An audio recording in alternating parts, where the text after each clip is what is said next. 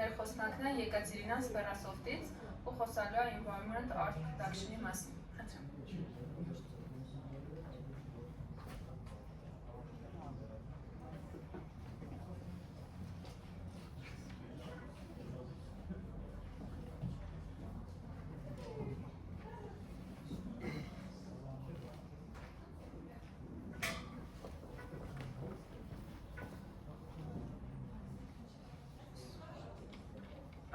I'll just wait a couple of minutes to everyone to sit. Do you need help to turn it on?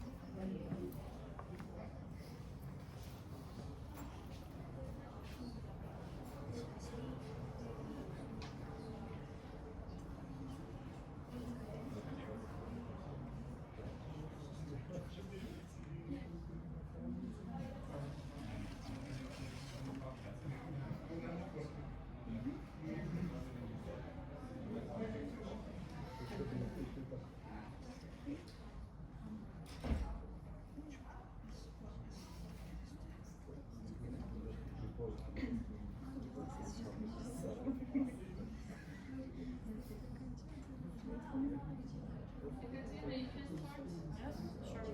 I was just checking if anyone is going to join us because people just appears randomly here. Hello everyone, can you hear me well? Yes. Cool. So my name is Ekaterina Guseva and I'm a senior 3D artist at the Sperasoft company. And today I'm going to talk about the production of the environment art. So how to create game levels and which departments are working on it. First of all, a couple of words about me. I work in the game dev for more than 5 years already, and during this time I worked at a lot of different projects with different styles. I started my career as an intern on the bootcamp in the Sperasoft, and currently I'm working as an art lead on the project Fortnite. So, what is the environment? It is basically everything that you can see in the... Can we close the doors?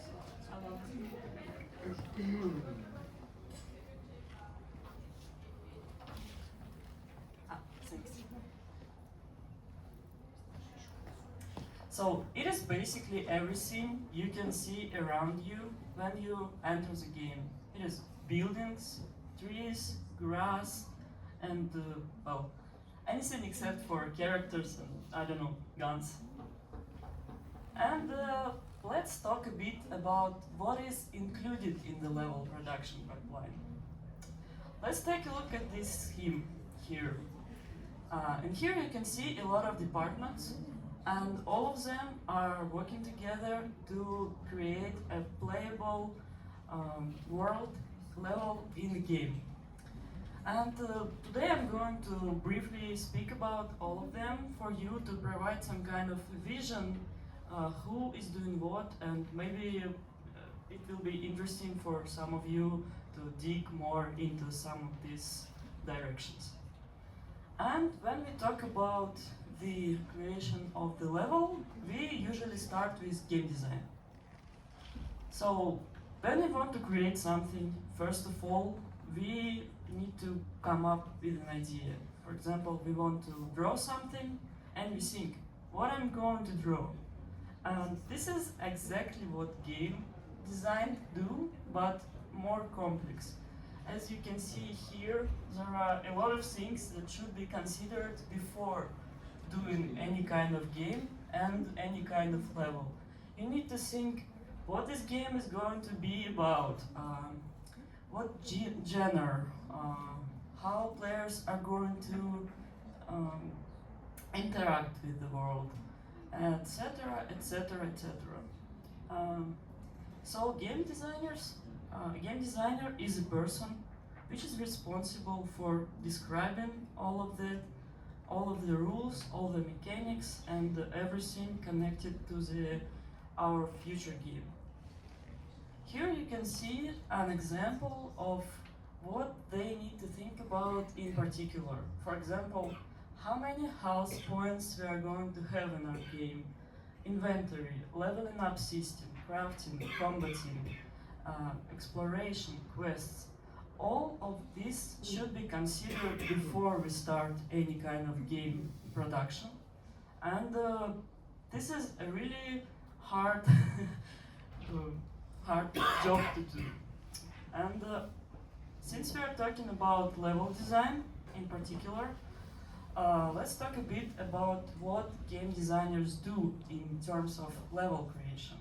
Well, they need to provide some kind of a brief for the level, for each level, and it will describe everything that should be included in, like key features, mood, I don't know, age, and all the narrative elements.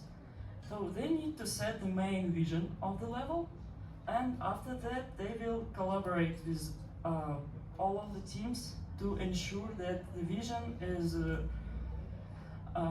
applied properly and everything is consistent. So when you have a brief, like a text description of the level, we need to start the exploration of visual ideas for that. And to do so, we will invite 2D department to draw us really nice concepts. And this kind of concepts usually called key art because it is like a key to set up the main aesthetic and vision of the game. And it is usually nothing like particular for, I don't know, here we are going to do this and here we are going to do this. No, it is more like a vibe exploration. Like in here you can see key arts for some of the Fortnite locations, and it sets up the idea perfectly. Like you can see that we are going to aim for some, in here for example, for some roller coaster level with cartoony bear and some wild roller coasters coming here and there. And on the next picture we can see that we're going for something more noble, like some kind of Crusaders aesthetic in the forest. And so everyone actually knows when we have a key art how and what we are going to create roughly. I just wanted to add that key art can be really abstract in terms of finding the style of the game or the overall mood of the game. For example, in here is some of the concept arts made for the famous game Dishonored by a really cool artist. And as you can see, it is not providing us anything in particular, like we don't know what we are going to place on the levels, but it sets up the vision and the style perfectly. Like we know that this game is going to be kind of unique in style, with a really interesting elements of the design, with some kind of foggy, dark, gloomy vibe. And this is also an important part of the production, because we are setting up the whole vision of the future game. In here, I just wanted to show you how the key art is actually connected to the final level. This is the key art 2D artist did for one of the Fortnite levels. And in here you can see how this level has actually looked like after the whole production process. You can see that it is changed a lot, but the main idea, the main outline and placement of the objects remains the same. So this is why it is a really important stage, and it is also like included in exploration before we are going to start something. Also, I need to say that 2D artist plays a really big role in the production, because they also provide production concepts, and it really speed up the processes for 3D teams, because when we have some abstract places on the map and we don't know what it's going to be exactly, 2D artist provides us concepts, overpaints to imagine what we need to model and how to approach this. After that, we will switch to level design. Let me just drink some water.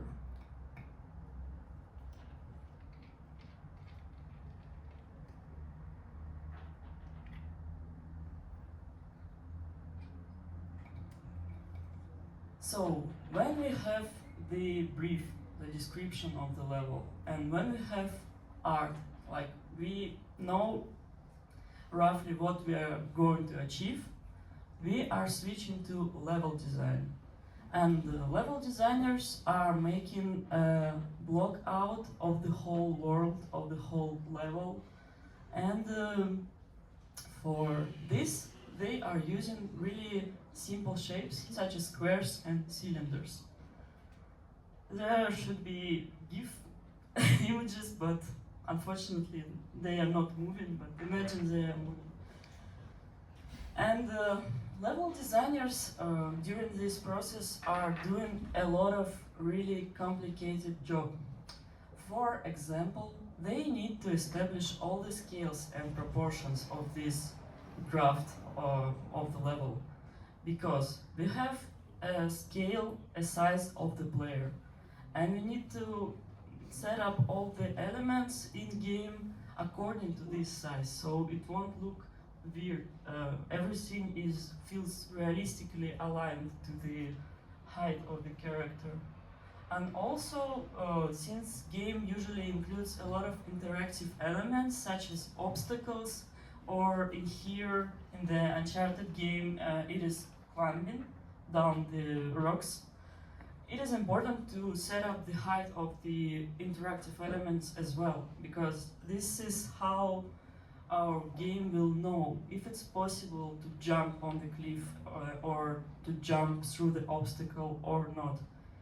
And they are aligning the whole blockout using these scales and considering all of these interactive things in mind. The second thing they do is identifying key landmarks. It is important for player to know where to go in the game. Like, the player needs to have a goal. And this can be achieved by setting up some kind of points of interest, which are moving our eye and directing the player to get there.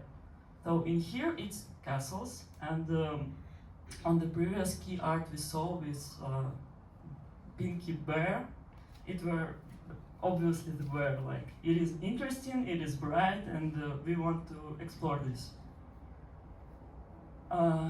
In here you can see a really interesting pictures from the game called Destiny, and here we can see the difference between blockout made by level designers and an actual final levels. And as you can see, The main points remain the same, the main shape, the main paths. Here, the placement of all the elements. It is just like slight tweaks in the design, but the whole idea remains the same. For example, in here we have the road that leads to the tower, and it remains here because it is something set up by gameplay. In here we can also see how path is going somewhere, and we obviously know where to go, and we also can see the light here, providing us like we need to go there. It is bright, it is shown by big object on the map, and then we need to go there. Also, one of the most complicated thing level designers do is establishing the structure of the level and the flow of the level. Like, they need to plan, if the game is not open world, for example, they need to plan how the player will go through the game, and the intensity of the levels with the events going inside of each room. Here, for example, we start, like every game, we start with some exploration room. We test how to play, test what mechanics we have, and then we have some kind of preparation. And after that, we have a combat to test our skills in something real. After that, we are going to transition. It is a place where we can rest, where we can heal, and after that, we are going to next combat. And using this, we can plan the progression of the player and how the intensity of the events going in the game can be increased during the time. In here we can see the whole layout of the level from the game Uncharted. You probably know this game, and it is a big level, but it's all planned by the intensity of things going there on the whole level.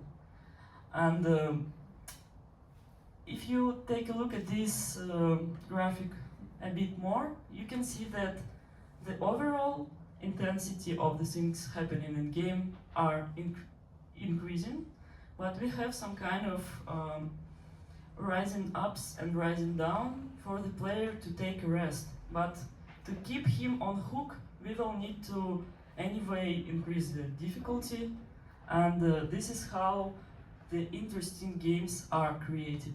And this is why testing everything on this stage is quite important. So also there should be gifts, but there won't be. Here he should be jumping on the wheel, and here he should be shooting through the some kind of tunnel. Also on this stage we are testing core gameplay mechanics and level playability. So on the stage of level design, we need to create fully playable proto of the world with all the mechanics and interactive elements set up, such as fightings, jumping, climbing, and I don't know, shooting. And only when we have a playable prototype, we can go further and make it beautiful. So, and in here, let's imagine that we have a really nice playable prototype. In here, we are switching to actually art departments. If before we were on design stage, now we are switching to the art stage. As you can see, there are a lot of different art departments I provided, but I nominally joined all of them into environment art because it really depends on the project. On some of the project, it is split between a lot of departments, like prop artists, level artists, texture artists. But on some of the project, one person can do all of these things. So that's why I did not split it between departments, and mostly wanted to show you the overall scope of things we do during 3D art stage. So, 1 second please. In here you can read what we're going to discuss, and I'll just take a sip.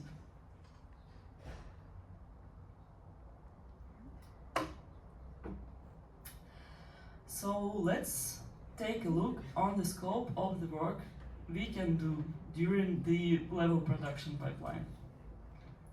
So first of all, if we are talking about environment, we are talking about the buildings, because it's a core element such as, I don't know, nature and buildings. That's the most things we have in this world. And modular kits is a technique where we split buildings to small modular pieces called modular sets or kits.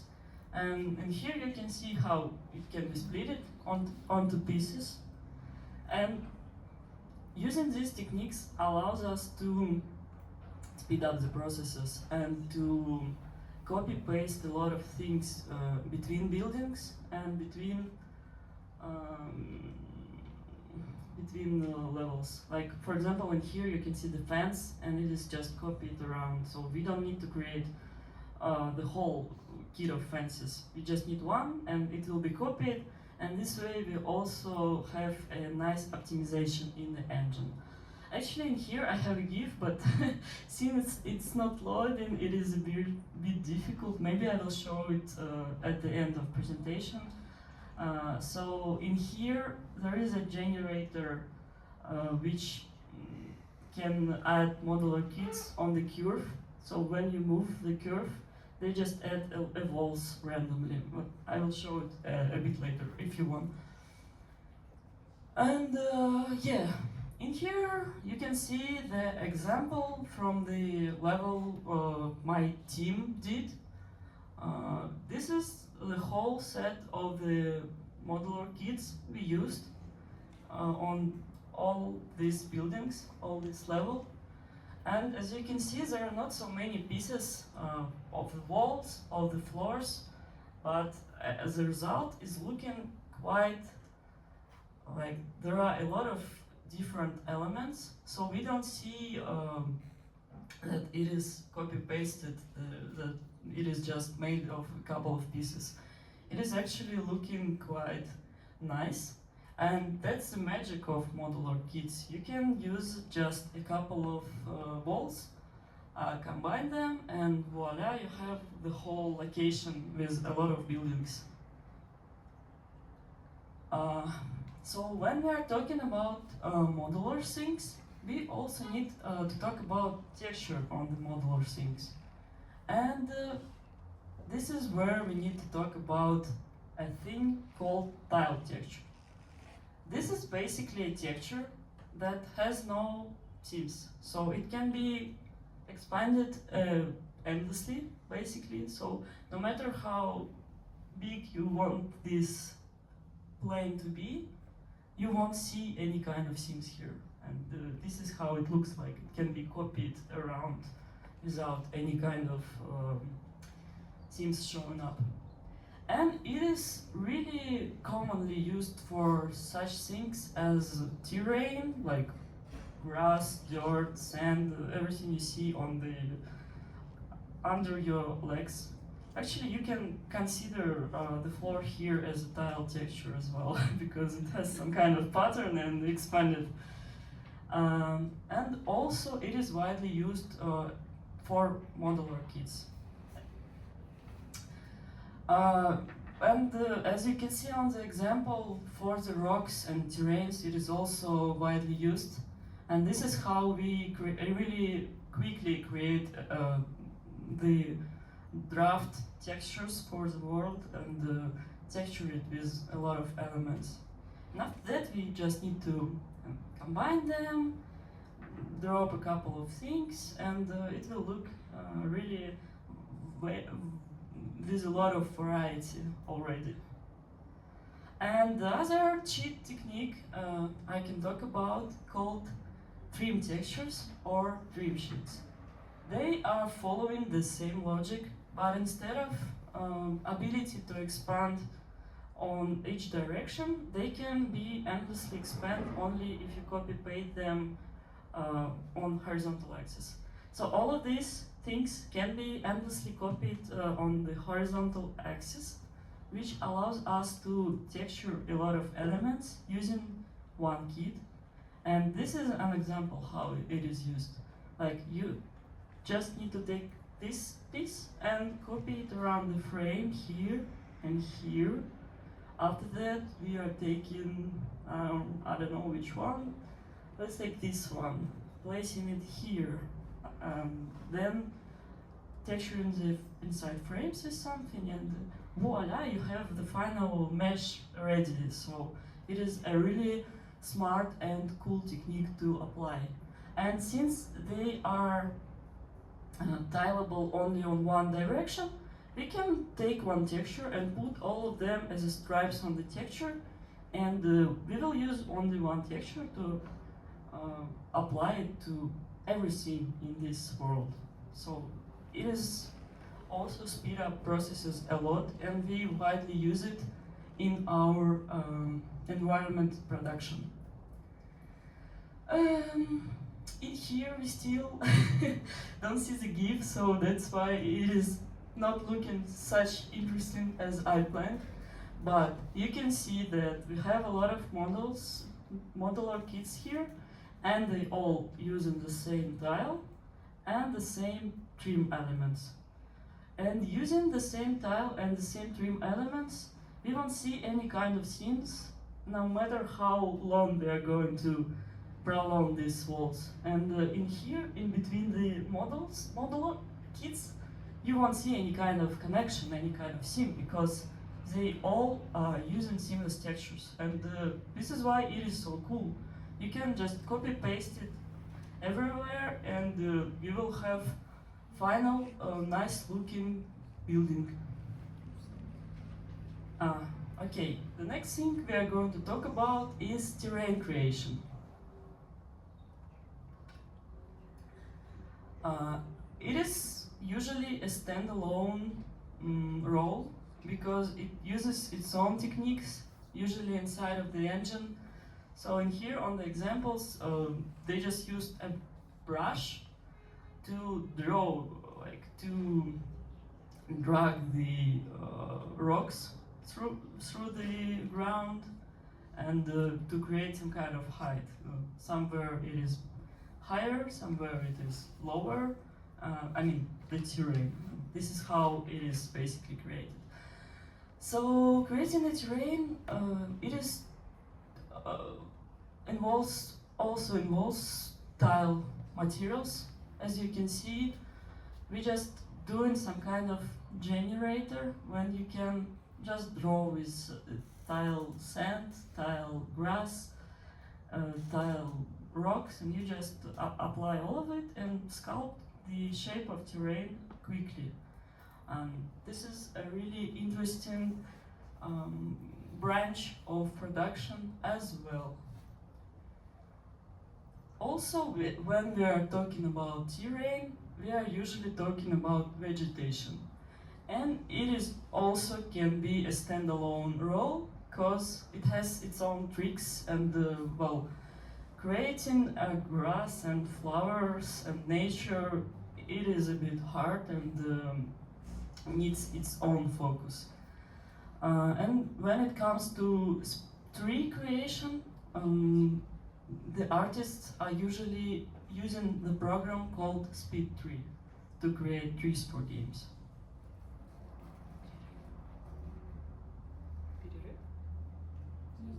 Okay, I'm almost done. So foliage and vegetation can be used for different goals. It can be like standalone decor, as we can see on the screenshot here, and it can be copied around the world as using the terrain tools, as we can see in a lot of games. Next, we have a thing called props. It is just the objects placed in the real world, everything except for the building and terrain, basically. So if you look around, This thing where we show when we look at the slides, it is a prop, and the table is a prop, and the laptop is a prop, etc. So they are used to decor the world and to bring life into it, some kind of storytelling, some kind of interactive elements. And when we have props done, we can go to set dressing, which means applying everything to the level, all the props, placing them naturally, and building some kind of a story, some kind of detail, so the world will feel alive, not just empty, dull, generated world. Like we can put some graffitis here and there, we can put some props in different angles, and this is how we create a nice and visually appealing level. And I only have two things to add here. We have a standalone jobs called lighting art and technical art, which I just put as a separate thing because they are as a 2D art helping through the whole pipeline to the other teams. And when it comes to the lighting, it is usually a standalone profession where people set up light sources, and it usually starts from the level design as well, because lighting plays a big role in the leading the eye and leading the player. As we saw previously with key points of interest, it is important to lead the eye of the player. And this is why lighting also plays a big role in design of the level. So in here, for example, you can clearly see that you need to walk into this door because it has a lot of light here and your eye just stick to it. And also it is important to set up the mood and the vibe. Like in here you can see clearly see the melancholic, some kind of calm scene, and this is a great example how light affects the whole mood of the location. And you can see that to bring the aesthetic you want, you need to work a lot with the lighting from the beginning, from the design. And the last thing I want to briefly mention is technical art. It is something in between of programming and 3D art because they do a lot of things. They can do scripts as a programmist, but as well they can create shaders.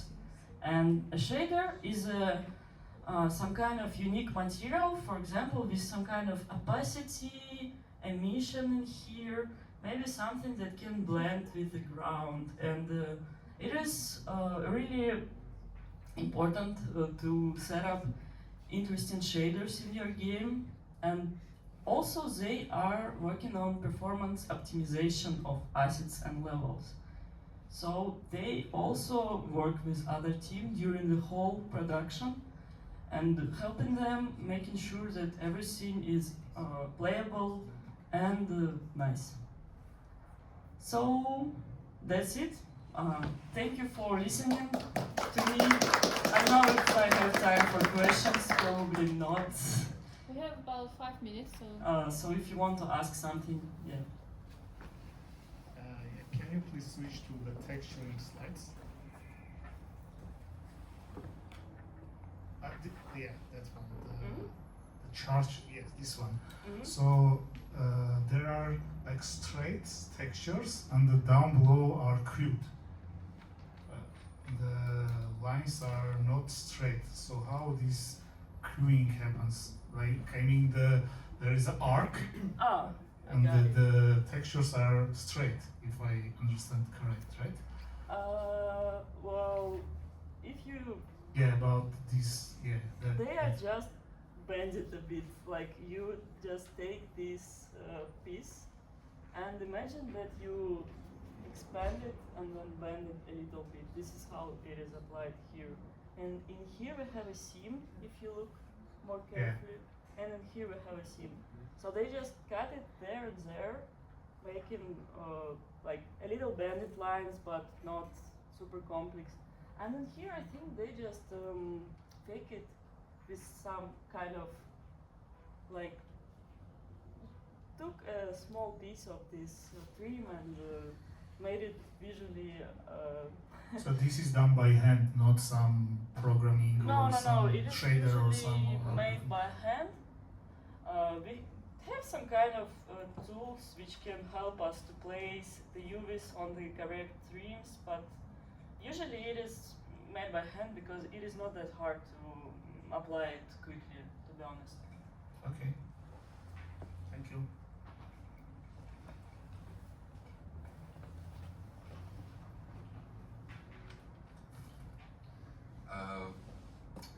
I think one of the goals during the modeling and texturing is it's a technical goal to make the final model light as much as possible. Yep.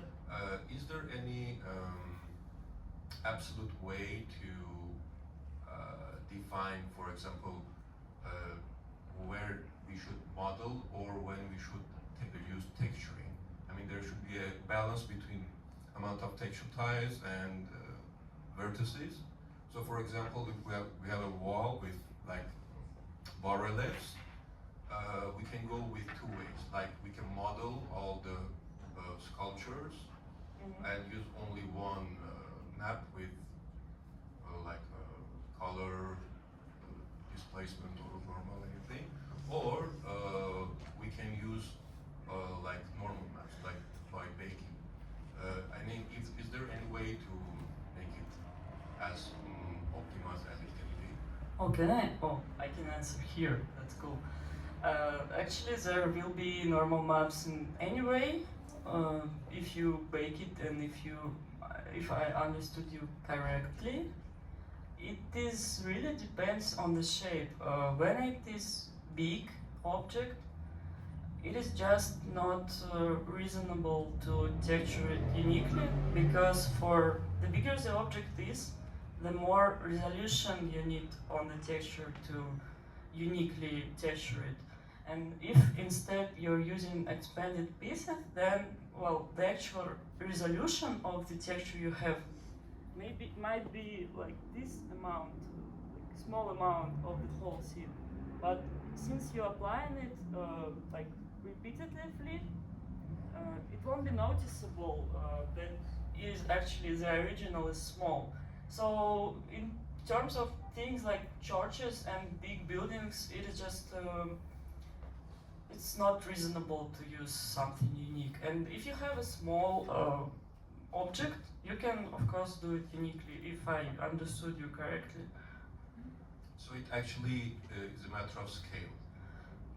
Yes, I would say so. Like, not always, but if we are working with big objects, it is like probably no way to do it the other way. And also, we can combine these ways on one object. We can have something did uniquely, and actually, if you look here, it is a unique standalone piece, and it is just combined into one atlas, it is called. Like we have tileable things and a couple of unique pieces to just fill the places where we need it, like where we can use something repetitive.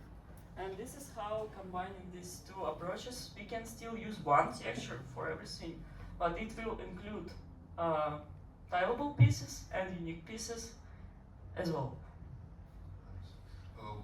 For example, on this image, yes, we can use, for example, one plane instead of creating the arc and everything, and use like parallax texturing. Yes. And it will completely create the illusion of 3D. Or we can do the modeling, create extra vertices. So which way you will go? You will prefer create parallax or modeling?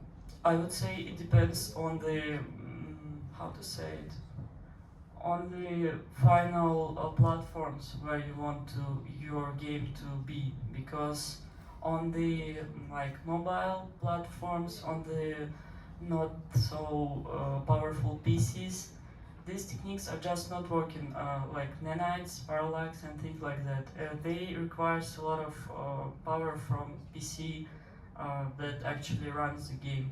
That's why in big production where you consider all of the platforms, you of course needs to think about if you can use these kind of techniques. And usually not. Usually it is easier to make some kind of simple geometry. Instead of making a plane, you can make some kind of box, which is going to be copied around the curve. So inside it's going to be box shape, and on top of it there are going to be texture with normals, and it will look roughly with having some kind of detailization and dew. Thank you. And unfortunately we don't have much time left, so that's it. Thank you for participating and listening to me. Thank you. Bye.